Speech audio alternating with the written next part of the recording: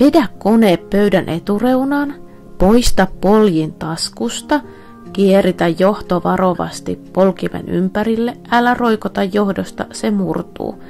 Laita kädellä poljin lattialle. Poista suojapussi, aseta se tuolin selkänojalle, näin sinulle jää koko pöytä työskentelytila. Laita koneeseen virrat koneen oikealta sivulta. Koneeseen syttyy valo ja neula tekee edestakaisin liikkeen. Huolehdi siis, että neula on yläasennossa.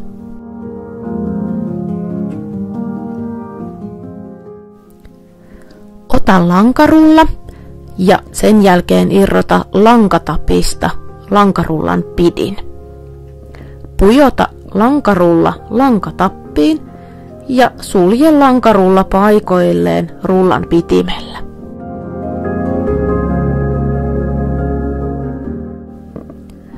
Etsi lankarullasta langan pää ja vie se 2 käden avulla takimmaiseen langan ohjaimeen.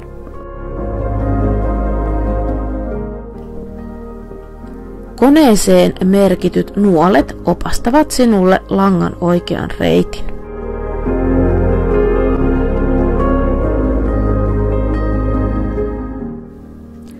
Vie lanka toisesta langan ohjaimesta alas, kierrä langan nostajan suojuksen alta ylös langan nostajaan eli yläsieppariin, kierrä U oikealta vasemmalle. Ole tarkka, että lanka menee silmukkaan kiinni.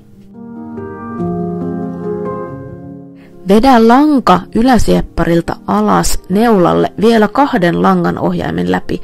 Ensimmäinen oikealta koukaten, toinen vasemmalta koukaten. Näin lanka kulkee suoraan neulaa pitkin alas. Leikkaa tarvittaessa saksilla langan pää tasaiseksi ja pujota lanka neulan silmään.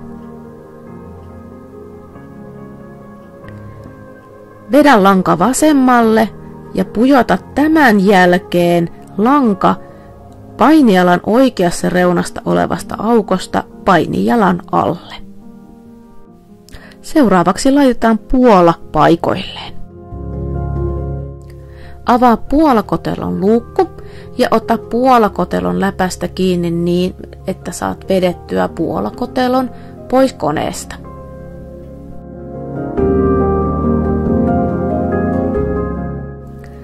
Käännä puolakotelo ylösalaisin niin, että puolakotelon tappi osoittaa sinusta poispäin.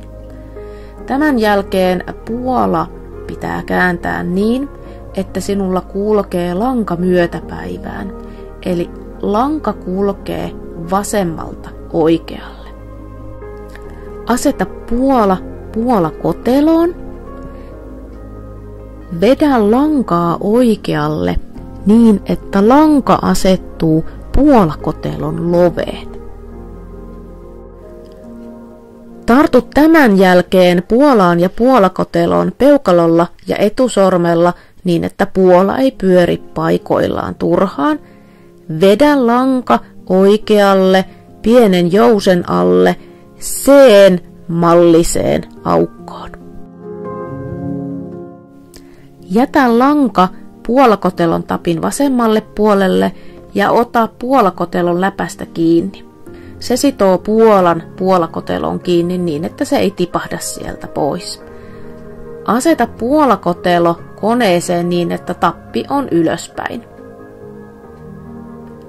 Paina tiukasti kiinni, kuulet pienen loksahduksen.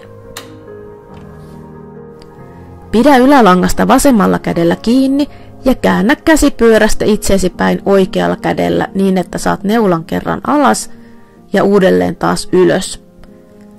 Vedä ylälankaa vasemmalle, onkien samalla alalangan ylös. Nappaa alalanka painijalan alle sormella tai saksilla. Molemmat langat jäävät painijalan alle. Sulje luukku. Ompele nyt työsi valmiiksi. Kun olet lopettanut työskentelyn, Sammuta koneesta virrat oikealta. Valo sammuu. Ota lankarullan pidin. Poista rulla lankatapista ja laita ehdottomasti lankarullan pidin paikoilleen. Kieritä tämän jälkeen ylimääräinen lanka lankarullalle kiinni. Poista puola puolakotelosta. Laita puolakotelo takaisin koneeseen, luukku kiinni. Ja käännä ylimääräinen lanka puolan ympärille. Palauta puola paikoilleen. Ja vie lankarulla telineeseen. Ota tuolin selkänojalta huppu. Aseta se koneen päälle. Ota kädellä lattialta poljin, älä nosta johdosta. Kiertä johto löyhästi polkimen ympärille ja laita poljin sivussa olevaan pussiin. Työnnä kone lopuksi takaseinää kohden. Muista jättää pistorasiaan johto.